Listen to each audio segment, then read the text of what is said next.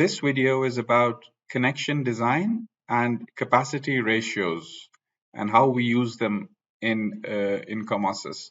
So the first thing which I want to mention regarding this is that there are two ways to work in Comosys regarding connection design, and one is that you work in an unlocked model. And when you work in an unlocked model, you have all the analysis results available, all the load combinations, all the load cases available for you. And then when it is trying to design a connection, it can go through the load cases and load combos one by one.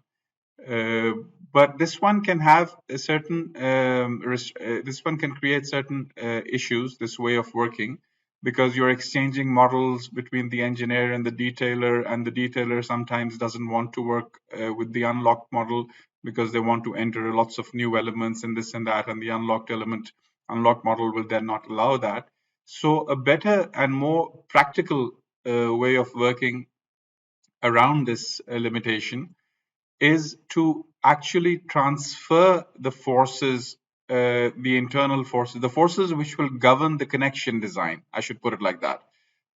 So you might have hundreds of load cases for floor beams, load combinations, but only the maxima will govern the design of the floor beam connections, for example. And what you want to do is somehow transfer the results of these load combinations into the members before you unlock the model. And before you unlock the model, if you do that, then you can continue connecting and designing the connections even after you have unlocked the model. Now, in steel structures, your beam to column connections can either be simply supported or hinged connections, or typically, or they could be moment resisting connections. And in Comosys, the macros which design themselves or which suggest a design for you, if the beam is connecting to a column in a moment resisting way and there's no hinge, then Comosys will not use the internal forces, but rather it will use the capacity of the member to design that connection. And this is normal practice also, because you don't want, especially in seismically active areas, your structure is going to be pushed to the limits, and you want your moment resisting connections to be designed according to capacity rather than load. They're actually going to touch the plastic capacity in seismically active areas. But as far as the floor beams are concerned, almost 99% of the times, they're a different story. There you have a case in which you don't want to design according to the capacity of the beam, and like we all know, floor beams are typically not connected in moment resisting way, but they're hinged connections. So the primary forces in most cases are your V22, the vertical shear at the ends of the beams. And in some cases, there might be some V33 as well. And in some cases, there might be some axial load in the beams as well.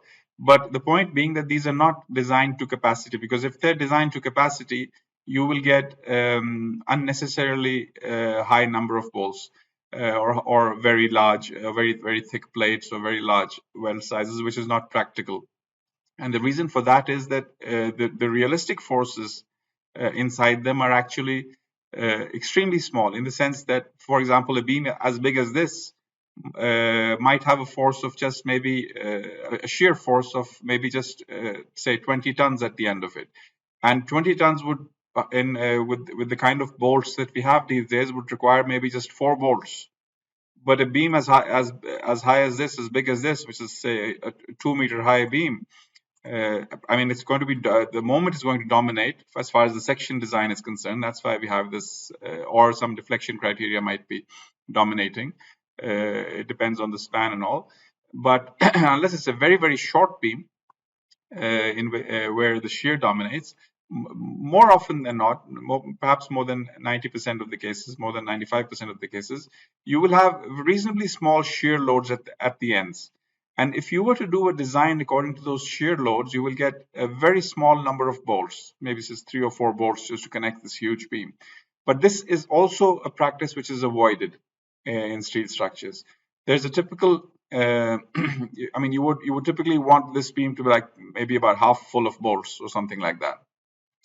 So these are the contradictions which we face, that if we just convert the forces from the analysis into this beam and just design directly according to those forces, you end up with something which you don't like.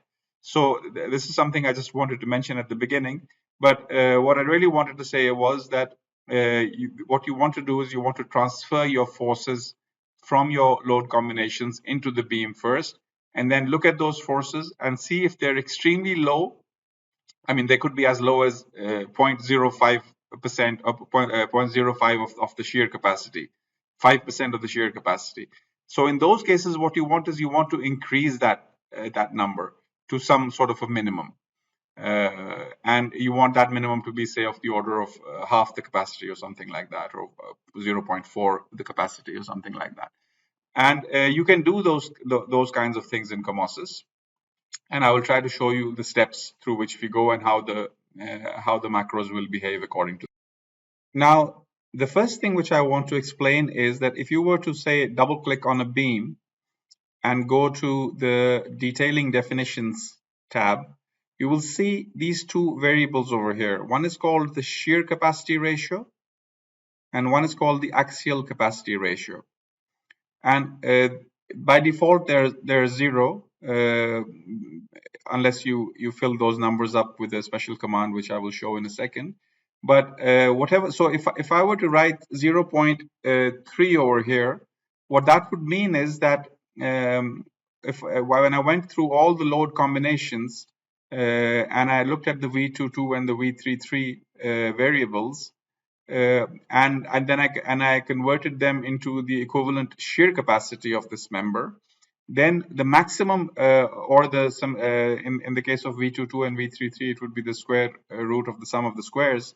Usually the V33 will be very small. V22 will be dominant, maybe 90% or 95% of the load. But in any case, the combined shear forces compared to the axial through the shear capacity of this member is just about 0.3 or 30% of the shear capacity of this member.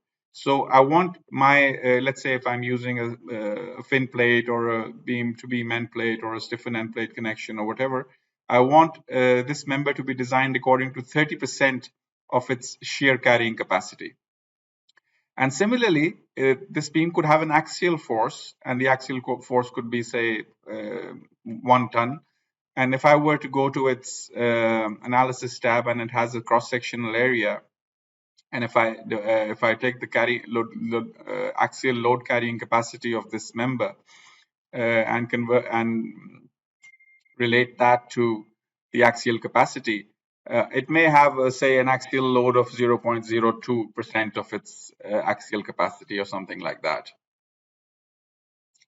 Now, if I were to double click on, say, a horizontal bracing and go to the same detailing definitions tab, this time, instead of having two numbers, one for the shear ratio and one for the axial ratio, we have only one number called the axial capacity ratio, because those members are primarily there to take axial loads. So once again, this number could range from 0 to 1, 1 being the full capacity and 0 being no load at all. And typically these numbers will be of the order of, if you look at the forces, and they could be of the order of 0.3 or 0.4 or something like that. So this is the number which will need to be filled up if you were to unlock the model. Then before unlocking the model, we need to do something to automatically fill this number up by going through all the load combinations and finding the maxima and putting a number in there so that Comosys can use that number even if the model is unlocked. And similarly, if we were to go to the vertical bracings, once again, we only have the axial capacity ratio because this element is governed by the axial capacity. And once again, the default is 0, but it needs to be a number between 0 and 1. It can be a number greater than 1 as well if you want. But primarily what it would need to be is it would need to go through all the load combinations find the maximum force in those maximum axial force in those load combinations, compare that to the area of this member and the load carrying capacity of this member, and the material of this member and all that, and then find an axial capacity ratio which will govern the design. Now, the way you tell COMOSYS to fill up these numbers. So let's go back to the beam example. And we had talked about this shear capacity ratio, which is to do with your V2 forces primarily, and your axial capacity forces ratios. The way we tell the program to, because our purpose is to unlock the model and allow the detailer to work freely. So before we do that, we need to transfer the forces into these numbers. And the way we do it is like we can select the whole building and press a button. But I'll do it one at a time. So let me select this beam. And what you do is you press this button over here called, if you open this menu, there are two commands over there. And you press this one, assign capacity ratio. And this is the command which will tell the program to go through all the load combos, find the maxima and this and that, and assign it to that number. So let me press that. And when I do that, it says computed capacity ratios for each element is set. So it's basically set the numbers for this beam. Let me double click on the beam again now. And this time you see that you got two numbers over here. Previously, these are both 0. And now the shear capacity ratio has been set to 0.5. The axial capacity ratio has been set to 0.078. This is a very small, actually it's not very small. This can be significant because we don't really want large axial forces in our beams. But sometimes you do have axial forces in the beams. So these can actually modify your choice of which particular connection to use. But in any case, so it's got two numbers in there. And now I can go ahead and start using I can unlock the model, for example, and connect this beam with these forces. Now, this command is a bit customizable. So if you were to open this over here and press the shift key, that'll, as you know, in COMOSYS, by pressing the shift key, we can get to the settings of the command. And this little dialog box opens up. And as you can see, there's a general tab, which is not really important. But these two tabs are important because the elements are generally broadly divided into two categories. They can be axial members or they can be shear members. And what we mean by that is that axial members are basically your vertical bracing, your horizontal bracing, or all types of trusses, etc. Those come under the group of axial members. And as far as the shear members are concerned, these are members in which your shear forces dominate the design, and these are beams and purlins and girts in which there are end releases, so they're connected as simply supported members. As I had said in the beginning as well, that as far as the moment connections are concerned, they're done according to capacity. So members are basically divided into either axial members or shear members. If I were to go to the shear members tab over here, you can see that there's a built-in hard-coded rule at the moment, and you can modify those numbers if you want to. So the hard-coded rule is that if the height of the beam is less than or equal to 200 millimeters, then if you find a shear capacity according to the load combinations, which is less than 0.5, let's say it's 0.05 or 0.1 or 0.2 or something, then if the height of the beam is less than 200, just assign a number of 0.5. So even if it is less than 0.5, assign a shear capacity of 0.5. Then it says if height is greater than 200 but less than 400, then assign a shear capacity of 0.6. And if it is actually greater than 400, then assign a shear capacity of 0.7. This is the default behavior.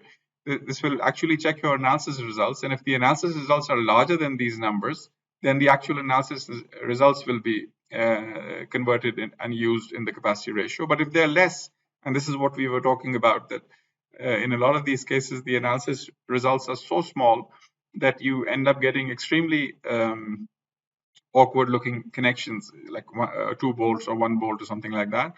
And that is something you don't want. So that for that reason, we have certain minimums which govern by default, but you can override these minimums by using this override axial capacity ratio over here, or this override shear capacity ratio. So you can, for example, say that in my selection, whatever I've done, and you can select according to height or according to whatever criteria. In Comosys, the selection capabilities are very comprehensive. So you can make your selection using selection filters, and then you can say override these numbers with say 0.35.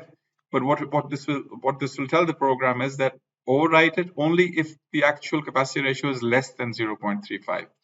Then use 0.3. If it is greater than 0.35 from the analysis, then it'll just use whatever the analysis results are saying. And similarly for the axial members also, there is a minimum value which it uses, but you can also have a capacity override. And once again, if your capacity overrides are less than what's coming from analysis, then those numbers, the analysis numbers, will be used as well. So this is a very handy and quick way of, the whole purpose of this whole thing is to be able to unlock the model without really losing anything, and to allow the detailer to continue the detailing with the analysis results saved away in the form of these compact numbers, so that the connections can be designed accordingly. Now, I want to say a few words about connection design and the basic procedures which are followed in the background, so that you understand, and then you can use you can understand the assumptions and then you use it accordingly. So, like I said, like I had explained, that we have these capacity ratios inside the members, and you can convert your analysis results into these equivalent capacity ratios. And when you actually go ahead and you do a connection, so I've created a connection over here.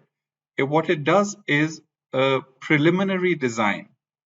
That's what needs to be understood. What it is doing is it's a basic design. It's like it's creating a suggestive connection for you, that in all probability these number of bolts, this thickness of plate, this size of weld will probably work.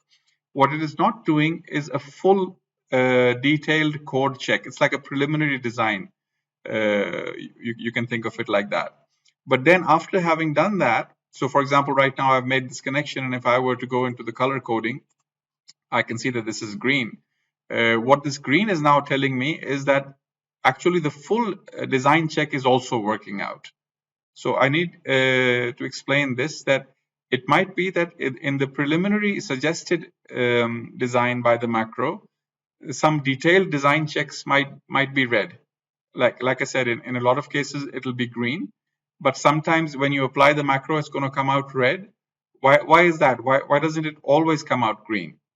And the reason for that is that when you apply the macro, what it is basically doing is a preliminary design, not a final design. It's basically calculating approximately based on the loads that we've provided, a number of bolts, the thickness of plates, and size of welds. And the reason why I say approximately is because when you go to the codes, there are a lot of detailed ifs which it goes through. So the allowable variables, for example, the allowable shear capacity or the allowable tensile capacity of a member might have lots of different conditions, so that in this condition it is this, and in that condition it is this, and it's modified by 10% or 5%. So in the initial application of the macro, those detailed checks are not done, but approximate preliminary checks are done, and more or less final, we can say, connection is applied.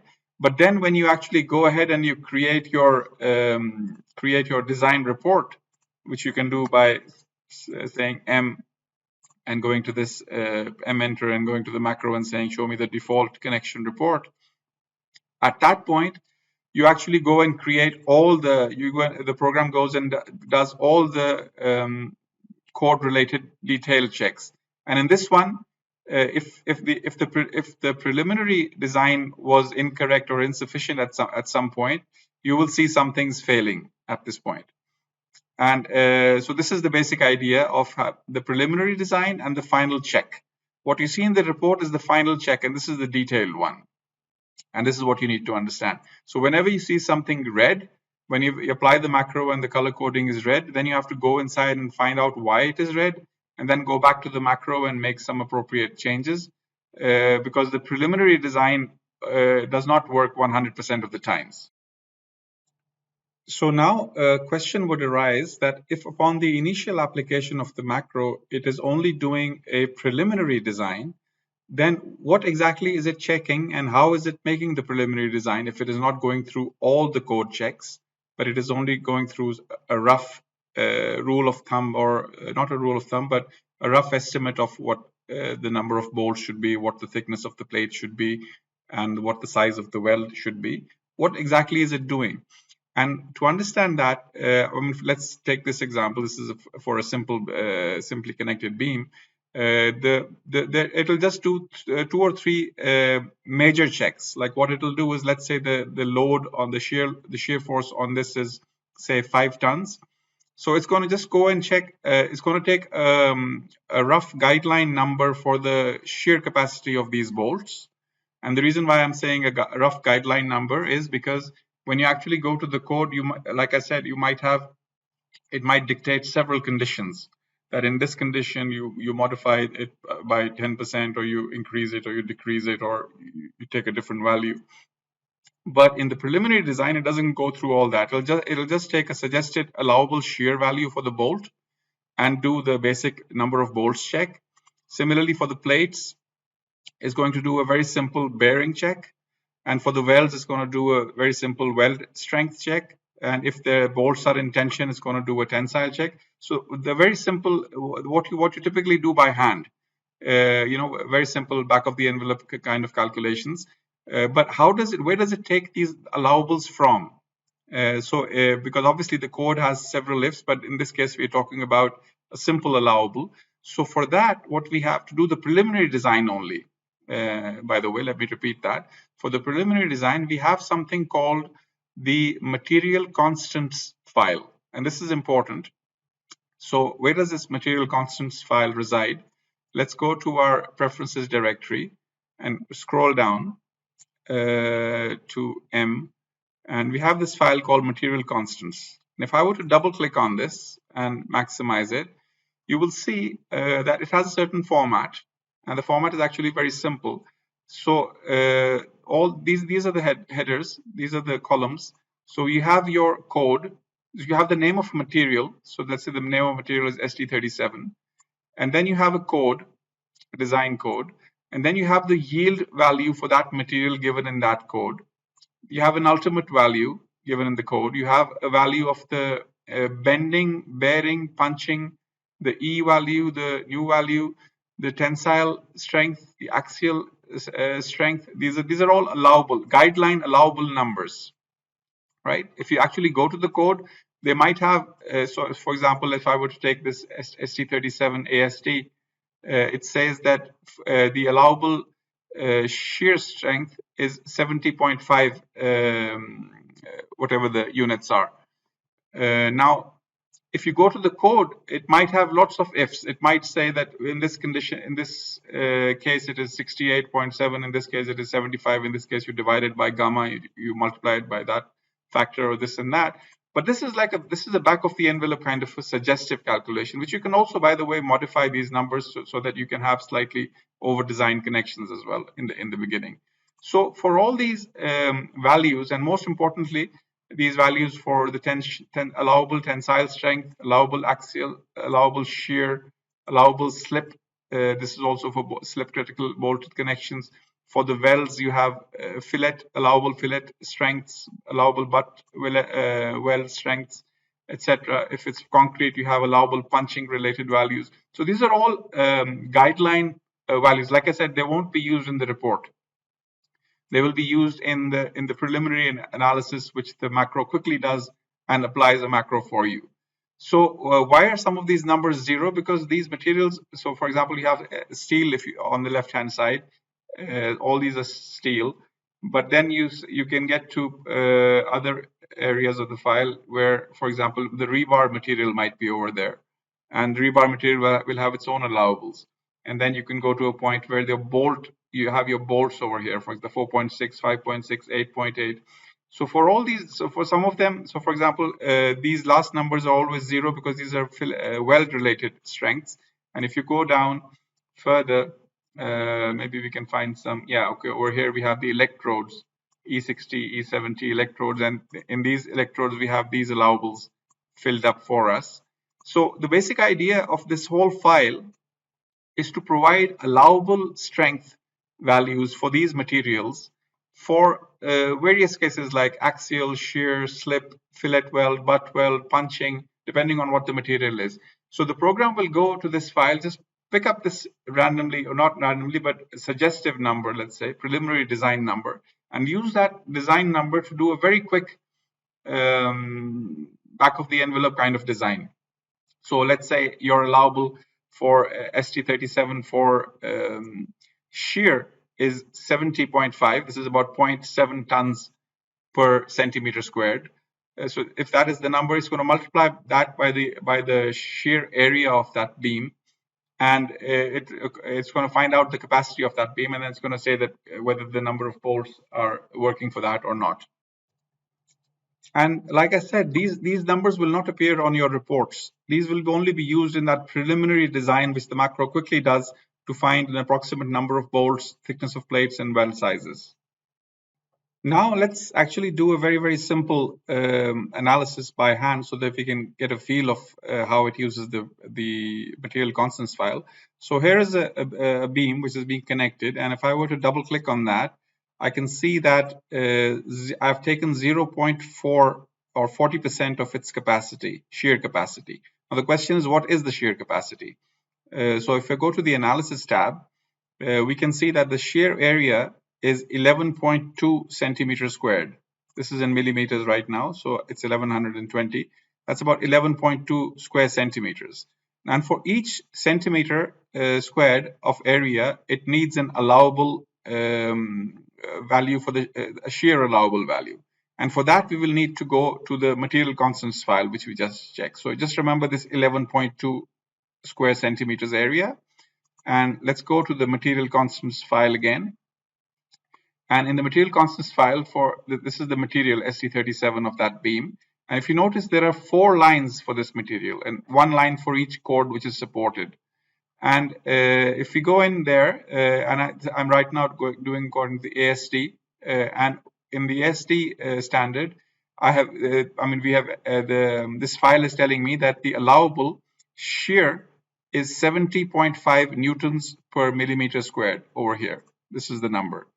You can change these numbers. Like I said, you can lower them if you want to. If you want to create a slight over design or whatever, you can modify these numbers. These are entirely used only for that initial preliminary design.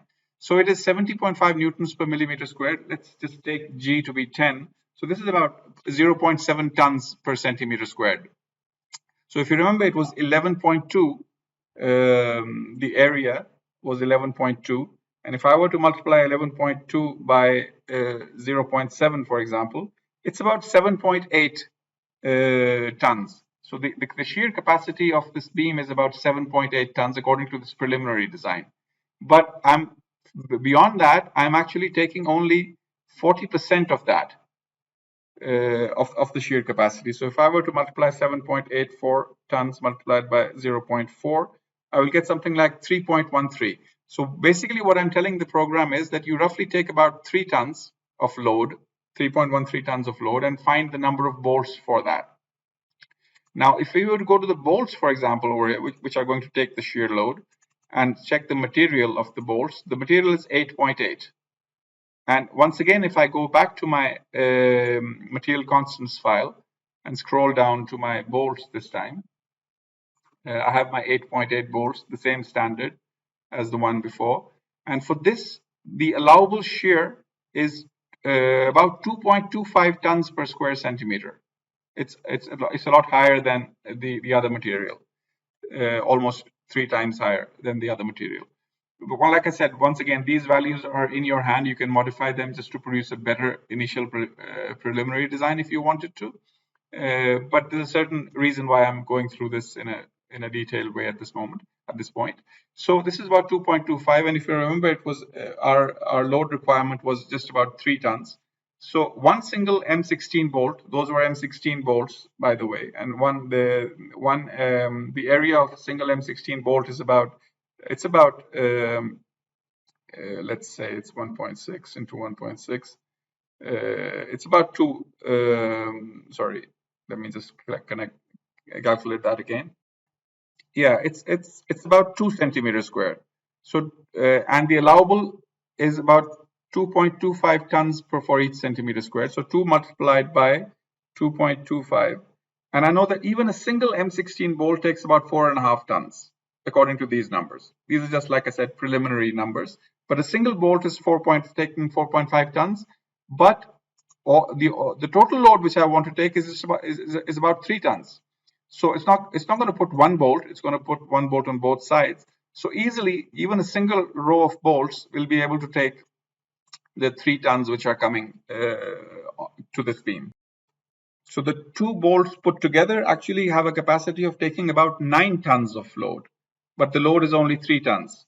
But now I'm going to show you something where this preliminary design fails, because this just does a very simple check of basically dividing the load by the bolt's allowable shear. For example, it doesn't do a block shear check, for example, which can cause other different type of failure. It doesn't do that in the preliminary, but it will do that in the final report, and that's where you're going to find out. So if I were to go and double click on this beam and increase this shear capacity ratio by say to 0.5. Now, this is a very slight increase as far as the load. Our load will probably go from 3 tons to say 4 tons. So it should still be green. But when we do that, we see that the thing turns, the detailed connection turns red. And this is telling me that the preliminary design which I had done wasn't sufficient and something is wrong. So I need to go in and check. So what do? I just select any member. I say M, right click, go to the macro, go to my connection design report, open up the report. And when it opens, I can just scroll down and see exactly what went wrong, and there'll be a fail somewhere. And don't bother about these informative ones. They're not structural checks, just giving you information. And so things are passing, but over here, okay, so just like I thought, this bolt group shear resistance is failing slightly, right? And this sort of, although my bolts can still carry the shear very easily, but this group shear resistance check, which was not part of the preliminary design, has caused a problem. So if I go further down and see if anything else is failing as well, the other things are seemingly okay. And this usually happens when the loads get concentrated around a single line of bolts. And the easiest solution is just to increase the number of bolts to 2 rows or 3 rows, and then this check will easily be solvable. So what we can do is we can let me close this report. We can go into the macro, and instead of the automatically calculated single row of bolts in the preliminary design, I can make it two rows of bolts, for example. And when I do that, immediately now my connection turns green. And now I can actually go back into the report again and open it once again, and see that this time that bolt group check, which we just saw failing over there, yeah, here it is. So this one was failing previously, but now with the modified parameters, this has passed. So to summarize, I hope I've been able to express why the macros don't turn out green all the time at the very first attempt. Because in the first attempt, the first cycle is basically a preliminary design cycle in which a very simplified design is done based on the material constants file. And like I said, you can go ahead and you can modify the numbers in there. You can lower them. You can lower, for example, the allowable bolt shear stresses, for example, actually let's say 20-30% below the standard values taken. And that what that will help you with is that most of your initial preliminary designs will turn out to be green, right? But in any case, in the final analysis, once you actually create the report, you can actually see all the detailed checks done over there. So to repeat, it's a two-step process. The first step is merely a preliminary design, which is based on these numbers in the material constants file. And these numbers are, like I said, they're close to the numbers suggested by the standards, but they're not exactly the same because the standard for the same allowable can have 10 different values. So we don't have that option of creating putting all those numbers in there. But these are all suggestive allowables, allowable for axial, allowable for shear, allowable for slip, and this and that. But what this allows Comosys to do is a very quick initial design for you. But then once you create the report, then you can see what the actual check for that report is. And this two-step process will make you understand how the design of the connection works. So now let's do a slightly different example. I have this slightly larger beam, and initially I've set it to 0.1 of the shear capacity, and it's green. So all the code checks are passing. Let me increase this to 0.2, and it's still passing. Let me increase that to 0.3. And this time you get a little more bolts, but it's still passing. Let's increase that to 0.5. And it increases the number of bolts according to that load level, and it's still passing. Let's make it 0.6, and that's still the same number of bolts is enough. Let's make it 0.8, and this time the number increases, but it turns red. So I need to find out. So what this is telling me that as far as the preliminary design was concerned, I had suggested a few values, and they were working fine. But at this load level, some of the detailed code checks are not working out. And I can go back into my macro at this stage and go to my connection design reports and open up the report. And if I scroll down, I will see that generally the bolt checks are passing, but there's a plate block shear, end plate block shear, which is failing, and the plate. So basically, because in the preliminary design, it only checks for the bearing of the plate, so that's okay. But this plate block shear related checks, since they were not done in the preliminary design, and in the detailed design they come out. So now what I need to probably do is I need to go inside and change the end plate thicknesses over there. So let me go and change the default thicknesses which it has used, doing only the preliminary check. And if I do that, then once again, even at this level, it turns green. And let me see if I can take it all the way to the full capacity. And apparently I can. So with these 6 rows of bolts and with the 12mm thickness plate, I can design this connection in this way. Now, there is one final thing which I want to talk about, because that can lead to some confusion, and that is that there could be a conflict between. So, if you remember, I said that by changing these numbers, you can modify the preliminary design suggested by the macro. But then we had also discussed elsewhere that what you can do is you can create your company presets for the various profile sizes, and you can automatically apply those presets. So we had done an example in which I had created 3 presets for the fin plate connection, and this is the preset for the IPE 400 one. And if you remember, these presets are automatically applied if you have the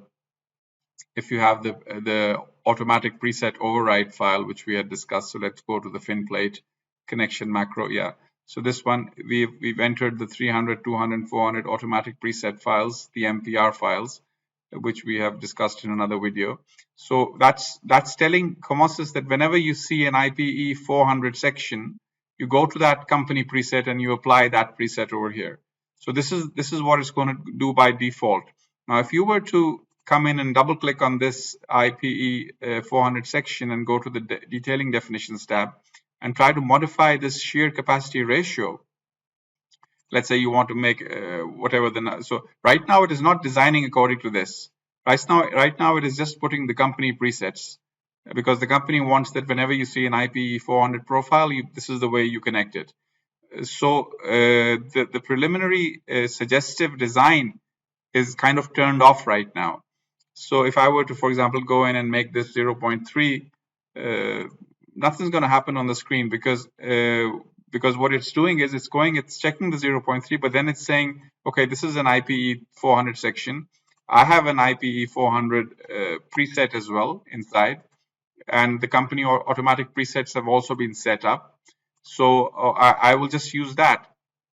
So if you wanted to kind of override those company presets for a moment, what you would do is you would go into your macro, and in the presets tab, you would turn off this flag over here, which is override the defaults which are used with the preset files. So if I were to turn this off and say okay, and now if I were to go in and make a change in the detailing, say bring it back to 0.1.